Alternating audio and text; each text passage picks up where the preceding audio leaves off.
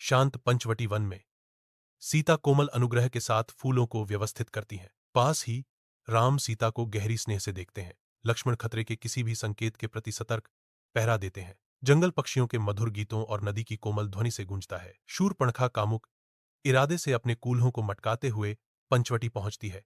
सूर्य का प्रकाश हरे भरे जंगल में नाचता है। जब शूर्पणखा एक सुंदर तपस्वी के पास पहुंचती है, शूर्पणखा बोलती है, उसकी आवाज इच्छा से टपक रही है। हे सुंदर तपस्वी, तुम कौन हो? इंद्र की तरह चमकते हुए भी इस विनम्र वन में निवास कर रहे हो। शूर्पणखा की आंखें महत्वाकांक्षा से जल रही हैं, क्योंकि वह घोषणा करती है, तुम कोई तपस्वी नहीं हो, तुम एक रानी के योग्य हो, और मैं शूर्पणखा वह रानी हूं। जंगल के हृदय में राम सीता के बगल में खड़े हैं।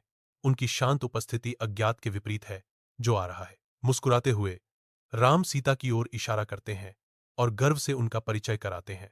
हे देवी, मैं तो बस एक वनवासी राजकुमार हूं जो अपनी पत्नी के साथ यहां रह रहा हूं। तुम उसे देख रही हो, मेरी प्रिय सीता। लेकिन अगर तुम एक मजबूत अविवाहित पुरुष की तलाश में हो तो मेरा छोटा भाई लक्ष्मण यहां है। वह बहादुर, शक्तिशाली और अकेला है। लक्ष्मण सतर्क खड़े हैं। उनकी सतर्कता सुरक्षा का एक मौन वादा है। शूर्पणखा मुड़ती है। उसका धैर्य जवाब देने लगता है। जंगल में सूरज की रोशनी चंदवा से छनती है, क्योंकि शूर्पणखा युवा राजकुमार का सामना करती है। शूर्पणखा बोलती है, उसकी आवाज लालसा से भरी हुई है।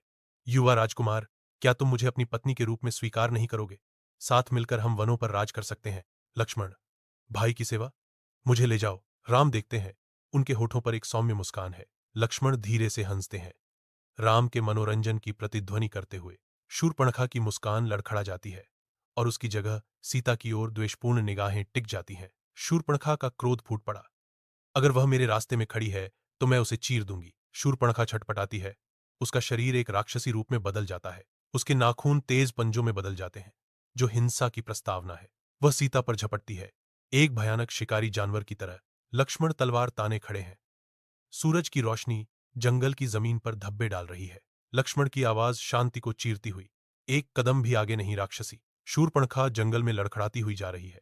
उसका चेहरा खून से लथपथ है। उसकी सुंदरता गायब हो जाती है और उसके नीचे एक भयानक रूप दिखाई देता है। शूर्पणखा घने जंगल में खई है। उसका चेहरा गुस्से से विकृत है। उसकी आंखें दूरी में घूरती हुई अपनी प्रतिशोध की योजना बनाते हुए उग्र तीव्रता से जलती हैं। तुम्हें इस अपमान का पछतावा होगा। मैं प्रतिशोध के तूफान के साथ लौटूंगी। वह कसम खाती है। उसकी आवाज पेड़ों के बीच गूंजती है। पेड़ बेतहाशा झूम रहे हैं, तूफान के लगातार गुस्से से ला रहे हैं। जंगल अब वह शांति का स्वर्ग नहीं रहा जो कभी हुआ करता था। लंबी भयावह छायाएं वनस्पति पर फैली हुई हैं। सीता बदले हुए जंगल को देखती है।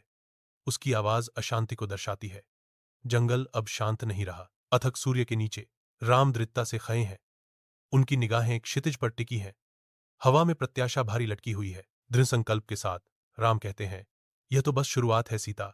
भाग्य ने अपना मार्ग शुरू कर दिया है। ऊपर की ओर देखो तो एक अंतहीन आकाश को दर्शाता है, जहां भयावह बादल मिलते हैं जो एक आने वाले तूफान का संकेत देते हैं। तूफान के आने से क्षितिज गहरा हो जाता है और नीचे की हर चीज पर छाया डालता है। शूर्पणखा गुफा में प्रवेश करती है। हवा में आशंका की भावना भारी है। उसके शब्द गुफा जैसे विशाल स्थान में गूंजते हैं।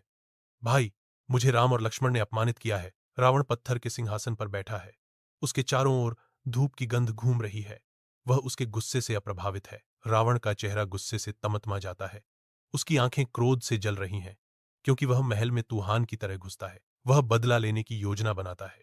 उसकी मुट्ठियां गुस्से से सफेद हो जाती हैं, क्योंकि वह अपनी मुट्ठियां भींचता है।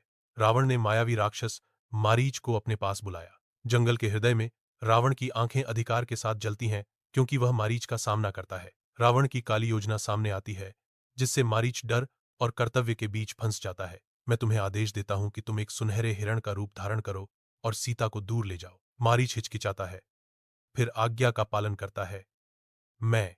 मैं आपकी आज्ञा का पालन करूंगा। मैं शांत पंचवटी वन में एक सुनहरा हिरण घूमता है, जिसकी सुंदरता देखने वालों को मोहित कर लेती है। जादुई प्राणी को देखकर सीता की आंखें फैल जाती हैं। ओह राम, उस खूबसूरत हिरण को देखो, यह सोने का बना है। उसकी इच्छा बत्ती है। वह विनती करती है, कृपया इसे मेरे लिए पकड़ो। मुझे इसे पालतू जानवर के रूप में रखना अच्छा लगेगा।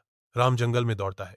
सूरज की रोशनी सीता की इच्छा पूरी करने के लिए मायावी हिरण का पीछा करते हुए चंदवा को छेदती है।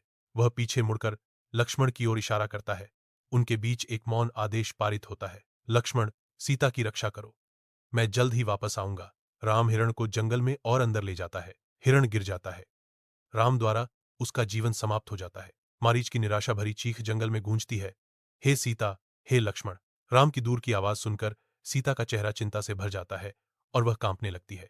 लक्ष्मण, तुम्हें जाकर उसे बचाना होगा, कृपया जल्दी करो, सीता चिल्लाती है। लक्ष्मण चिंतित लेकिन दृढ़ जाने की तैयारी करते हैं। उनकी आंखें गहरी चिंता दर्शाती हैं। लक्ष्मण जंगल में चले जाते हैं। सीता को झोपड़ी में अकेला छोड़ जाते हैं। रावण का रथ सीता को बांधकर आकाश को चीरता हुआ जाता है। सीता अपनी बेड़ियों से जूझती है।